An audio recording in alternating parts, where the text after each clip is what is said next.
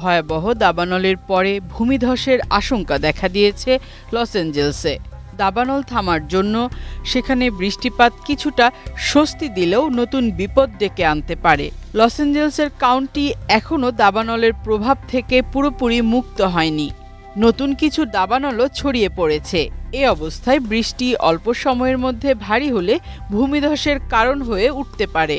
এদিকে আমেরিকার national weather service থেকে জানানো হয়েছে লস অ্যাঞ্জেলেসে এই সপ্তাহে বৃষ্টির সম্ভাবনা রয়েছে। তবে ভারী বৃষ্টি হওয়ার সম্ভাবনা নেই, কিন্তু হালকা ও দীর্ঘ সময় ধরে হতে পারে। এই হালকা বৃষ্টি লস অ্যাঞ্জেলেসের বাসীর জন্য উপকারী হতে পারে। যদি বৃষ্টি খুব দ্রুত ও ভারী হয় তবে তা সমস্যার সৃষ্টি করতে পারে, কারণ লস অ্যাঞ্জেলেসের মাটি এখনও শুকনো।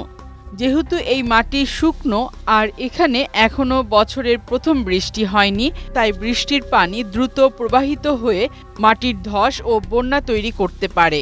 বৃষ্টির পানি যেন বিপজ্জনক হয়ে না উঠতে পারে সেই লক্ষ্যে জরুরি আদেশ জারি করা হয়েছে। এদিকে আমেরিকার বিশেষজ্ঞরা সতর্ক করে বলেছেন, বৃষ্টি ভারী হলে পুড়ে যাওয়া পাহাড়ি অঞ্চলের মাটি ও আবর্জনাকে নিচে এনে বাসস্থান ও অবকাঠামো ধ্বংস করতে পারে। ভূমিধসের আশঙ্কা রয়েছে এমন এলাকায় এরই মধ্যে 2.5 কোটিরও বেশি স্যান্ডব্যাগ রাখা হয়েছে।